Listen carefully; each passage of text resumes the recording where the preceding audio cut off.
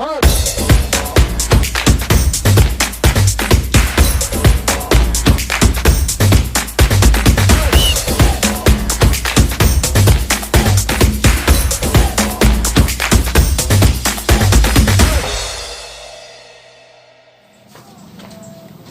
I'm Alexis Marvi, the leader of the Group 4, and today's video we will talk about the basic knowledge of basketball.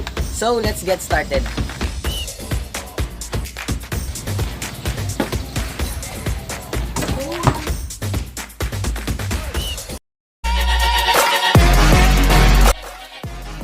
Basketball has been one of the most popular sports in the whole wide world.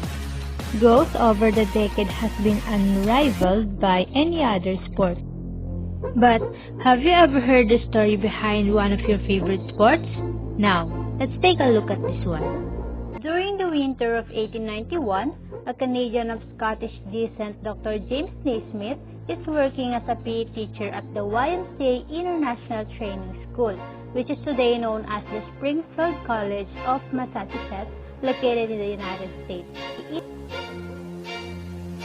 Scott's winter was so harsh, he needed something to keep athletes active and in shape and to help them make it through the winter. He was asked to come up with an indoor game that has to be fun, easy to understand, and playable even during the winter. After for almost 2 weeks of searching for an idea, he remembered the game he played during his childhood, which is the duck on rock. Then he finally created a game wherein he used a pitch basket, 10-foot pole, and a soccer ball. And then he divided his class into 2 groups with 9 members each. On that same year, the first ever basketball game was played by his students. 1892. The first ever 13 rules of basketball were created. Jump in the year 1932, the FIBA was formed, and in 1936, the basketball finally introduced to Olympics. The Basketball American Association was created in the year 1946, which was competed with the NBL or the National Basketball League, which was found in the year 1937 and absorbed some of its more successful teams. Amidst the rivals of the 2 groups, the BAA and the NBL finally merged, forming the NBA. So, in 1946, the NBA was born.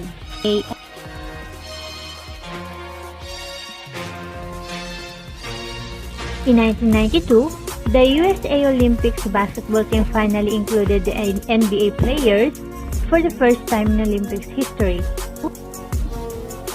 And that's a brief history of basketball.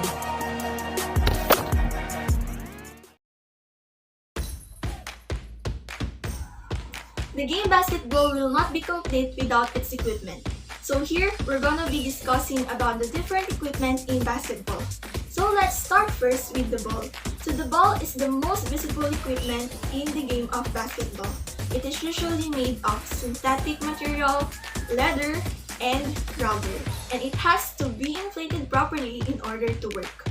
The official size of basketball is 29.5 inches to 30 inches in circumference in men's game and 28.5 inches in women's game. It also should weigh 18 to 20 ounces. When bounced off 6 feet from the floor, it should bounce back for about 49 to 54 inches in height. And then next, we have the basket or the hoop. So the basket consists of a round-shaped metal rim with a covering of net around it. So this is where we shoot the ball in order to gain points in every game. The baskets are usually mounted at a certain height, which is about 4 feet in the baseline and 10 feet from the floor. And then next, we have the backboard. So the backboard is a rectangular board on which the basket is attached. It also helps the ball to have a great or better rebound. The size of backboard is 1,800 millimeters horizontally and 1,050 millimeters vertically. Backboards are usually made of acrylic, glass, aluminum, and steel. And then next, we also have the scoreboard. So the scoreboard displays the remaining time left in a game as well as the running scores of both teams. scoreboard can either be manual or digital. Hi, my name is Ramirez from BSN22. So today I'm going to discuss some equipments that the players, coach, and the referee uses in basketball. So for the players, yung i-discuss natin is yung basketball jersey, basketball shorts, basketball shoes, basketball socks, basketball compression tights, or compression sleeves. And then yung sa coach naman, ang i-discuss natin sa kanila is yung clipboard and yung whistle. For the referee, whistle and the referee uniform. So, yung una natin i-discuss is yung basketball uniform ni player. So, yung sa basketball uniform ni player, una dito yung sa jersey, yung sa pantaas at saka yung shorts niya. So, sa pantaas niya, makikita sa harapan yung name ng team, tsaka number, at saka tapos sa likod, name ni player, or just yung name ni player, usually yung nilalagay, at saka number. And then yung sa shorts, kailangan nakapares ito dun sa jersey na pantaas ni player. So, kung ano yung kulay dapat sa taas, siya rin yung kulay sa shorts ni player. So, pag naglalaro na, kung ano yung color ng team na isa, dapat light, tapos yung doon sa kalaban, dapat dark, or vice versa. And then, yung sa sapatos naman, yung sa basketball shoes, wala naman yan sa forma or sa ganda ng sapatos as long as komportable si player. Kasi yung use ng sapatos ni player ay para ma-prevent yung potential accident sa loob ng court. And then yung sa basketball socks naman, hindi rin tinitingnan kung gaano kataas or kababa yung sa medyas ni player as long as komportable din siya and to prevent blisters para kay player. And then yun din sa shooting sleeves or compression tights or compression sleeves.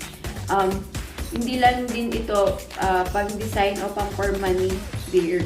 Ang purpose ng shooting sleeves or shooting basketball sleeves or compression tights or compression sleeves ay to recover the muscle ni player in or inside the court or outside the court.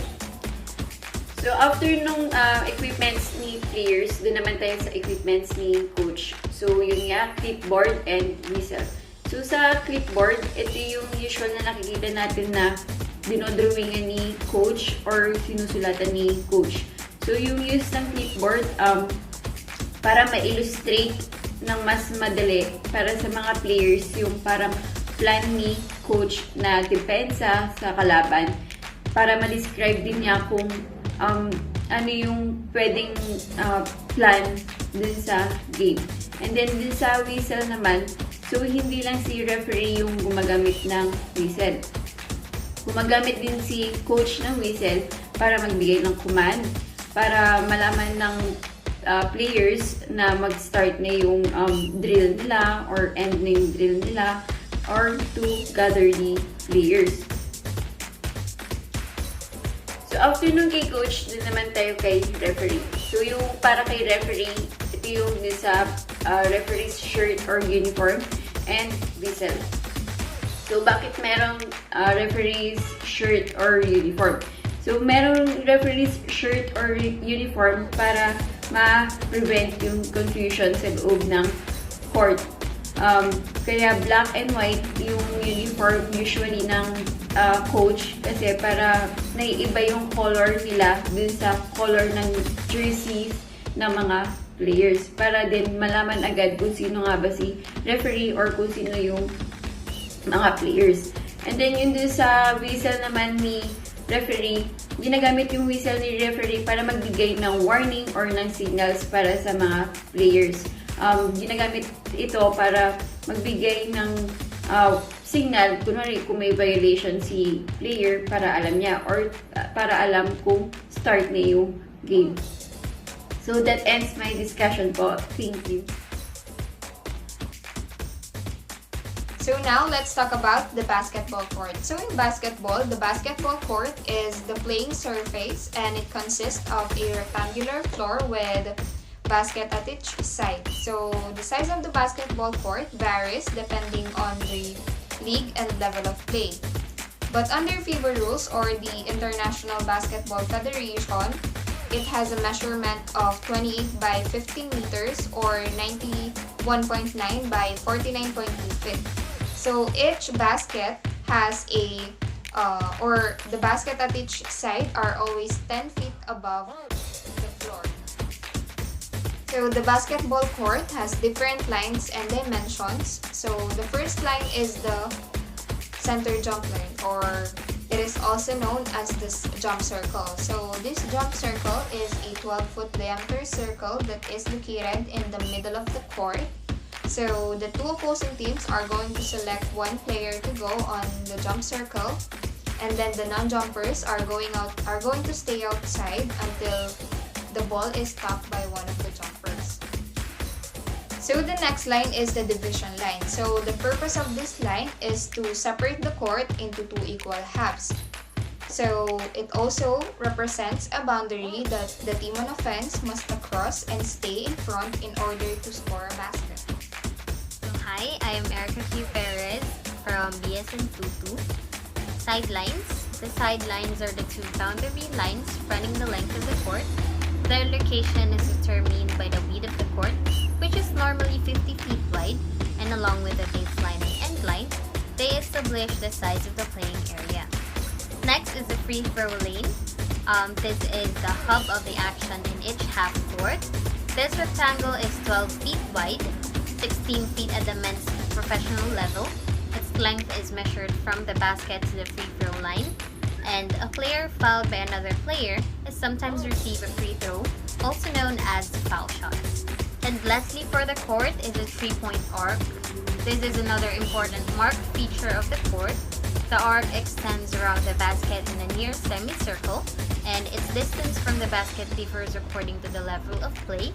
The shot made beyond this arc count as 3 points.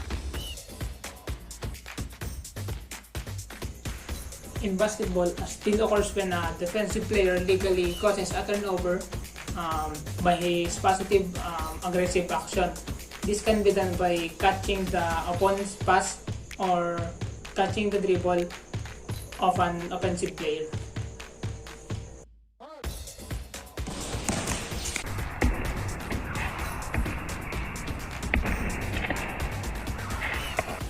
Blocking occurs when a defensive player legally deflects a field goal attempt from an offensive player to prevent a score.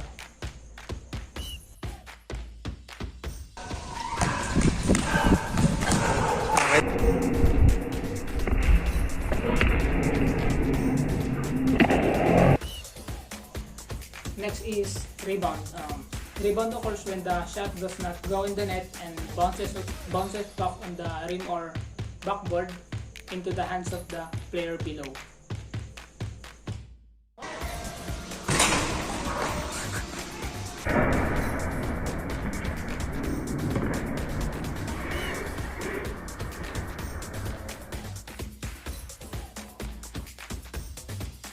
Basketball shot. Throwing the basketball toward the hoop to score. The jump shot. Jump shot is the one of the most important shots in basketball. It is a basic shooting technique in which a player throws the ball towards the basket from a straight vertical jump. A layup is a shot near the basket, usually off the backboard. For a layup, you run toward one side of the basket, jump and lay the ball off the backboard into the hoop. Dribble is a movement of the ball caused by a player in control, who throws or taps the ball to the floor. The dribble ends when the dribbler touches the ball simultaneously with both hands. High dribble. High dribble is used when you are trying to move the ball up the court very quickly. Typically, you will see the high dribbles after steals and during fast break opportunities. Low dribble. Low dribble in basketball is when a player dribbles the ball low to the ground. In order to do this, a player has to dribble the ball more times than a normal dribble. Passing in basketball. Passing is a way for a player to move the ball on the court between teammates. Chest pass. Chest pass is named so because the pass originates from the chest. It is thrown by gripping the ball on the sides with the thumbs directly behind the ball. Overhead pass is used in basketball to elevate the ball so the pass is often more easily seen by the receiver.